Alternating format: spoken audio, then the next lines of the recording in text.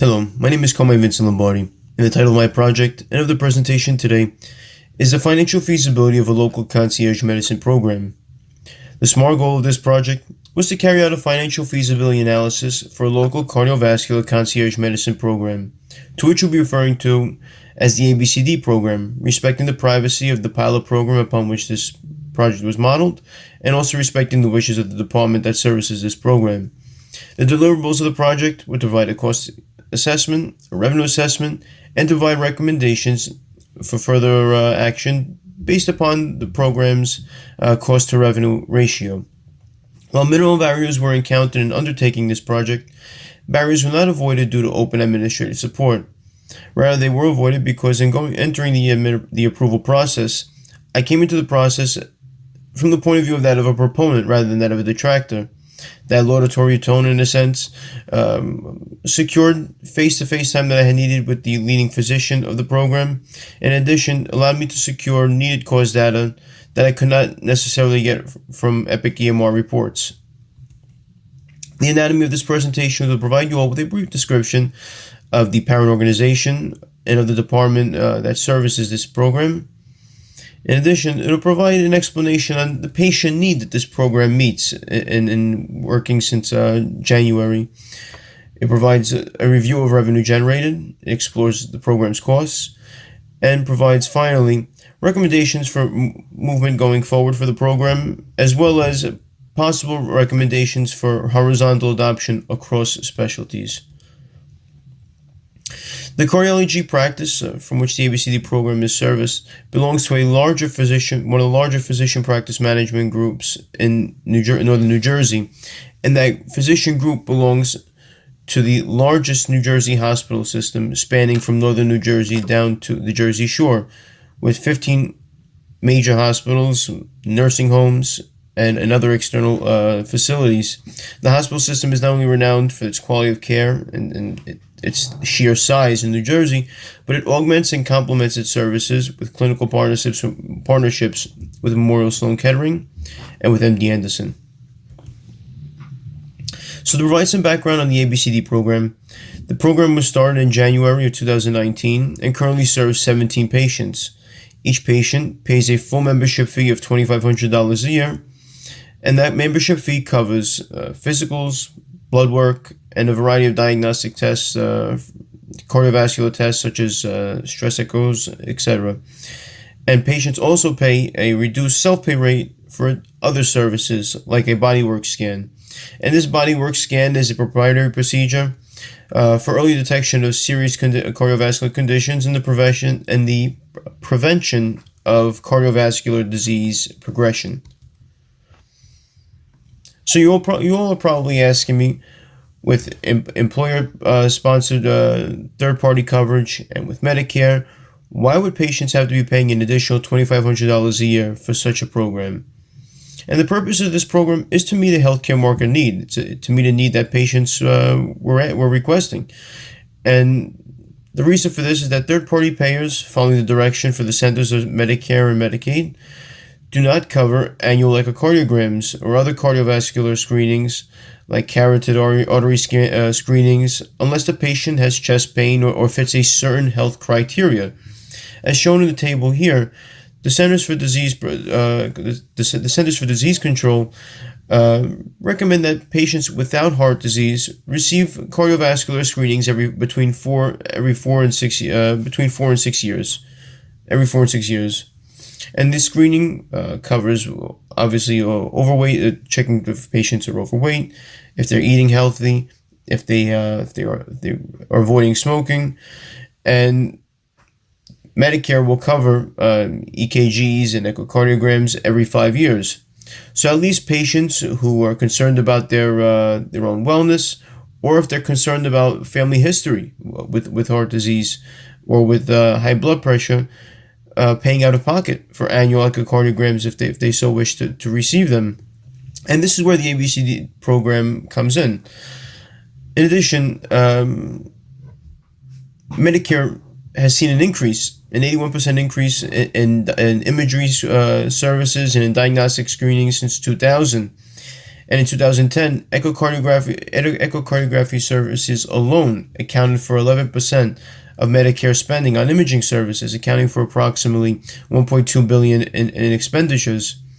In a separate study, Medicare looked into, while conceding that frequent screenings were a necessary pillar of preventative medicine and of patient wellness, they also conceded the fact that in order to provide every patient in the United States with an echocardiogram, something that would be beneficial for them, it would cost them in the hundreds of billions of dollars to cover one echocardiogram for every patient in the country. So you're probably saying, well, how can this work for the ABCD program on the revenue side? So all this revenue data was attained from Epic revenue management reports, and the largest revenue generating procedure, of course, for the ABCD program was its membership fee. And this membership fee covers, as we were saying earlier, a wide variety of services outlined to patients in advance. In addition, the ABCD BWS, the bodywork scan, not included in the program membership fee, explain the inordinate revenue generated with respect to the other procedures, was the second largest revenue generator since January.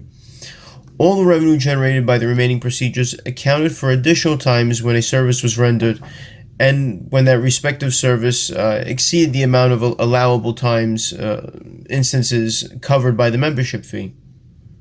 We can see here that a total of $48,275 were generated by the ABCD program since January. In terms of costs, all cost data was attained from the practice itself. And the two largest cost categories were the doctor's salary and the ABCD membership. So prior to delving further into the cost categories, you may be asking, well, we have the ABCD the ABCD membership is in the revenue category as well as the cost category. And what I'd like to explain is that because more granular cost data cannot be garnered for all the procedures covered by the ABCD membership, a cost figure was provided, a macro cost figure was provided for all the services that are rendered or covered under the ABCD membership, rather than the cost per procedure or per physical or blood work encounter that's covered by the membership. So if we see here that the physician's salary of $7,500 was the second largest cost category, and that MD salary cost was not provided freely by the practice nor by the finance department. As a result, I calculated the time to render each ABCD service, which was comparable to a regular E&M, evaluation and management encounter, and taking all those services rendered by the ABCD program, I divided that by the total amount of encounters that the provider had since January, whether it may be to service the ABCD program or for a regular patient. And I concluded that in dividing the number of services under the ABCD program that were rendered and by the total amount of services, the provider did not spend more than 3% of his office time with ABCD patients. I multiplied that percentage of MD time by an average Northern New Jersey surgeon salary that was provided by the Bureau of Labor Statistics, a government website, and I arrived at this $7,500 MD salary cost to service the ABCD program. In total, we saw that the ABCD program generated a total amount of cost of $23,591.67. And this allowed me to arrive at a revenue to cost ratio, where, as shown here by this diagram, for every $2 earned by the ABCD program, the program only spent $1. In addition, the physician reported that crucial ABCD diagnostic equipment was almost being paid off, and that his liabilities would be less in the upcoming year. So we look to see that if the current patient population remained the same with 17 patients, and if all else being equal, that this revenue to cost ratio would be even more skewed towards higher revenues in the following year. So recommendations. In judging the current state of the ABCD program, the manager can conclude that the program is financially feasible. However, a certain caveat exists regarding the program's ability to retain its current margins and expand to serve more patients. So first, the managing physician expressed an aversion to using different types of providers.